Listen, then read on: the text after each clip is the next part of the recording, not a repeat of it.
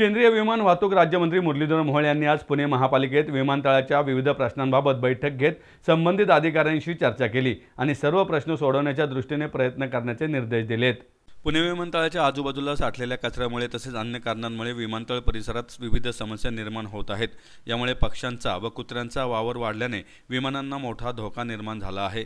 पक्ष्यांची धडक किंवा बिबट्याचा वावर अशा घटना घडूनही गेल्या आहेत। भविष्यात असा प्रकार घडू नये यासाठी महानगरपालिका, विमानतळ प्राधिकरण व हवाई दलाने एकत्रितपणे समन्वयाने काम करून कायमस्वरूपी उपाययोजना कराव्यात अशा सूचना पुण्याचे खासदार व केंद्रीय विमान वाहतूक राज्यमंत्री मुरलीधर मोहोळ यांनी दिल्या। विमानतळासंदर्भातील विविध समस्यांबाबत मोहोळ यांनी महापालिकेत बैठक घेतली। यावेळी महापालिका आयुक्त नवल किशोर राम, महापालिकेच्या विविध विभागांचे अधिकारी, हवाई दलाचे अधिकारी, विमानतळ प्राधिकरणाचे प्रतिनिधी, वन विभाग व वन्यजीवांसंदर्भात काम करणाऱ्या स्वयंसेवी संस्थांचे प्रतिनिधी आदी उपस्थित होते। विमानतळ परिसरातील 5-6 किलोमीटर रस्त्यावर कचरा टाकला जाणारी 18 ठिकाणे विमानतळ प्रशासन आणि हवाई दलाने शोधून काढली आहेत। या कचऱ्यामुळे येथे पक्ष्यांचा वावर वाढतो आहे। यात वाघोली येथील मंडई, हडपसर येथील कचरा वर्गीकरण प्रकल्प आदी ठिकाणांचा समावेश आहे। येथे तातडीने आवश्यक उपाययोजना करण्याच्या सूचना केल्या आहेत। काही ठिकाणची अतिक्रमणे आणि अनधिकृत व्यवसायामुळे कचरा निर्माण होत आहे। त्यामुळे स्थिर पथके नेमण्याच्या तसेच नियमित कारवाईच्या सूचना प्रशासनाला दिल्या असल्याचं मोहोळ यांनी सांगितलं। पुणे विमानतळाच्या संदर्भात काही महत्त्वाचे विषय जे होते की ज्याच्यामध्ये एअरफोर्स असेल, महानगरपालिका असेल आणि विमानतळ प्राधिकरण असेल, अशा संयुक्तपणे काही विषयांवरती चर्चा होणं, काही प्रश्नांचे मार्ग काढणं यासाठी आज महापालिकेने एक बैठक आयोजित केली होती।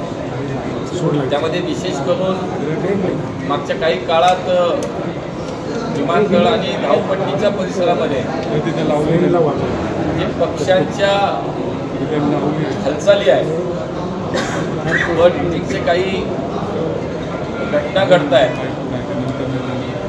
एक लेपर्ड सुद्धा काही दिवस झालं विमानतळाच्या परिसरामध्ये आहे। धावपट्टीच्या आसपास लेपर्ड दिसतोय।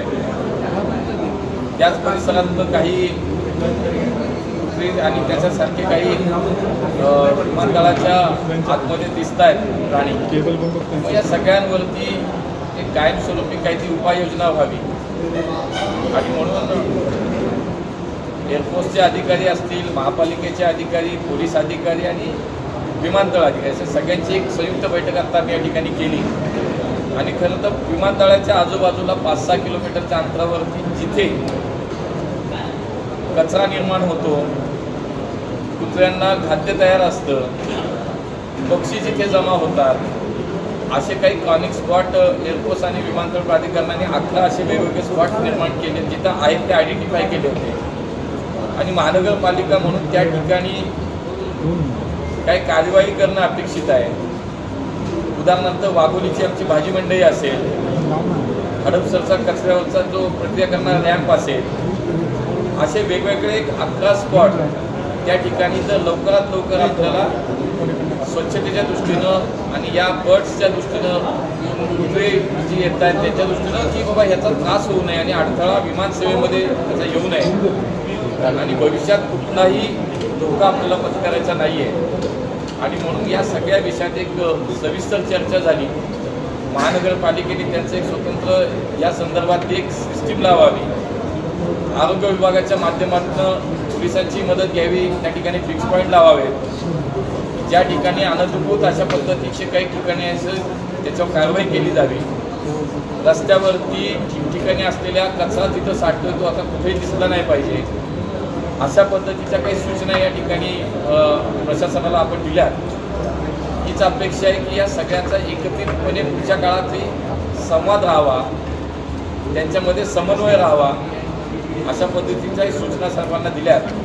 त्यामुळे भविष्यात कुठलाही पुणे विमानतळावरती दुर्दैवी प्रकार, अपघात घडू नये यासाठीची ही काळजी होती।